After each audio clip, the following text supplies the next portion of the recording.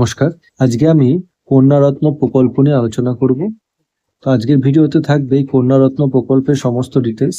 এই কন্যারত্ন প্রকল্পে কি কি সুবিধা পাওয়া যাচ্ছে, কিভাবে তোমরা অ্যাপ্লাই করবে এবং কারা এটা অ্যাপ্লাই করতে পারবে, সমস্ত ডিটেলস দেবো। তো স্কিপ না করে সম্পূর্ণ ভিডিওটি দেখতে থাকো। ভিডিওটি ভালো লাগলে লাইক, শেয়ার, সাবস্ক্রাইব করতে ভুলবেন না। তো পশ্চিমবঙ্গ সরকারের যেটা নতুন আপডেট, যেটা হচ্ছে কন্যাশ্রী প্রকল্পটাই নতুন নামকরণ করা হচ্ছে কন্যারত্ন প্রকল্প। তো সুযোগ সুবিধা, আগে যে সুযোগ সুবিধা ছিল সেটাই থাকছে, এলিজিবিলিটি ক্রাইটেরিয়াও মোটামুটি একই থাকছে। আবেদনের পদ্ধতি কিছু পরিবর্তন করা হচ্ছে। প্রকল্পের মূল যেটা বিষয়বস্তু ছিল সেটা একই থাকছে, কন্যারত্ন প্রকল্প, যেটা কন্যাশ্রী প্রকল্পটাই নামকরণ চেঞ্জ হয়েছে নতুন সরকার আসার পরে।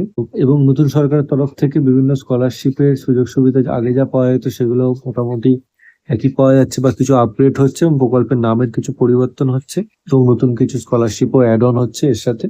রাজ্য সরকারের কন্যা সন্তানদের সুরক্ষার বিশেষ পদক্ষেপের জন্য স্কলারশিপ, পূর্বের সমস্ত আর্থিক সুযোগ সুবিধা যেটা বলছিলাম যে একই থাকবে। আন্তর্জাতিক স্বীকৃতিপ্রাপ্ত এই প্রকল্প এবং সরাসরি ব্যাংক অ্যাকাউন্টে টাকা স্থানান্তর করা হবে বা ডিবিটির মাধ্যমে ডাইরেক্ট ব্যাংক ট্রান্সফার করা হবে। তো এই কন্যাশ্রী প্রকল্পের তিনটে প্রধান উদ্দেশ্য রয়েছে। এক হচ্ছে স্কুল ছুট রোধ করা, যাতে কন্যা সন্তানরা বাল্যবিবাহ রোধ করে বিদ্যালয়ে পড়াশোনা করতে পারে। উচ্চ শিক্ষার জন্য উৎসাহিত করা, মাধ্যমিক উচ্চ মাধ্যমিক পর যাতে হায়ার স্টাডিজ করতে পারে এবং পোস্ট গ্রাজুয়েটও করতে পারে, তার জন্য বিভিন্ন রকম ধাপে স্কলারশিপটা দেওয়া হয়। এবং আর্থিক স্বাবলম্বিতা বৃদ্ধি করা।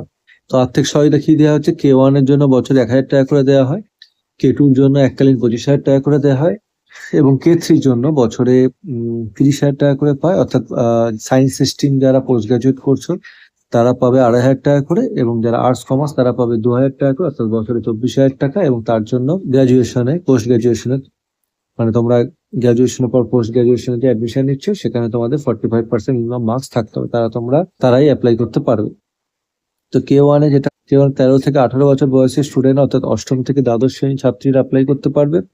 পড়াশোনা চালিয়ে যাওয়ার জন্য 1,000 টাকা করে দেওয়া হবে। K2 এর জন্য হচ্ছে উচ্চ মাধ্যমিকের পর অর্থাৎ 18 বছর বা তার বেশি যারা অবিবাহিত মেয়েরা রয়েছে তারাই স্কলারশিপটা পাবে এককালীন, যেটা 25,000 টাকা করে পাওয়া যাবে।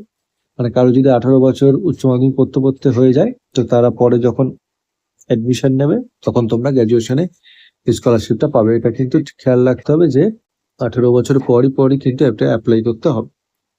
তো এটা কারা আবেদন করতে পারবে? এটা হচ্ছে পশ্চিমবঙ্গে যে কোনো স্থায়ী বাসিন্দা হতে হবে, বছরে 1,20,000 বা তার কম হতে হবে বার্ষিক আয়, অর্থাৎ মাসে 10,000 টাকা বা তার কম, যে কোনো সরকার স্বীকৃত কোনো বিদ্যালয় বা শিক্ষা প্রতিষ্ঠানে পড়তে হবে, এবং কন্যা সন্তানকে অবশ্যই অবিবাহিত হতে হবে।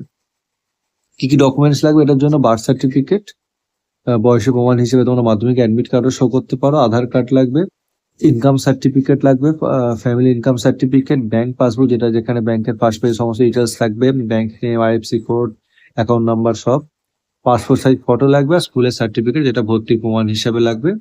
তো K1 K2 যেটা বললাম, K1 হচ্ছে 13 থেকে 18 বছরের জন্য, K2 হচ্ছে 18 বছর বা তার বেশি, এবং তারপরে K3 যেটা হচ্ছে গ্র্যাজুয়েশনের পর, যেটা পোস্ট গ্র্যাজুয়েট করলে দেওয়া হয়ে থাকে।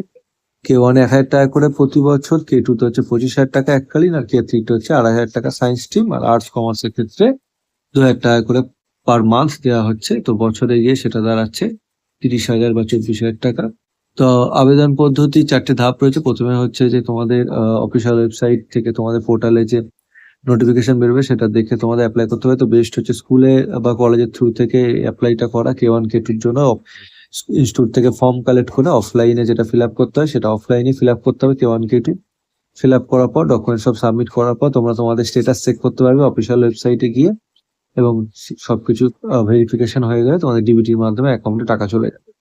এবং K3 এর জন্য এতদিন কন্যাশ্রী.gov.in যে অফিসিয়াল ওয়েবসাইট ছিল কন্যাশ্রী, সেখান থেকে অ্যাপ্লাই করা যেত।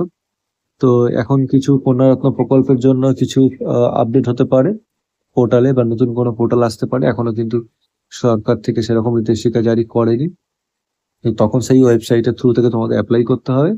তো আবেদনের জন্য কিছু চেঞ্জেস আসতে পারে অ্যাপ্লিকেশন প্রসেসে। তো অ্যাপ্লিকেশন, আগে যেটা 20 ডিজিটের অ্যাপ্লিকেশন আইডি থাকতো, সেই অ্যাপ্লিকেশন আইডি দিয়ে স্ট্যাটাস চেক করা যেত। তো এখন হয়তো নতুন যে পোর্টাল আসবে তার থ্রু থেকে তোমরা স্ট্যাটাস চেক করতে পারবে। তো কন্যা সন্তানদের শিক্ষা ও উজ্জ্বল ভবিষ্যতের জন্য পশ্চিমবঙ্গ সরকারের যে যুগান্তকারী উদ্যোগ কন্যারত্ন প্রকল্প, তো এর সুযোগ সুবিধা নেওয়ার জন্য ইনফরমেশন সকলের মধ্যে শেয়ার করে দেয়, যাতে ইনফরমেশন সবাই পেয়ে যায়। এবং কোনো কোয়ারি থাকলে কমেন্ট করে জানাতে পারেন।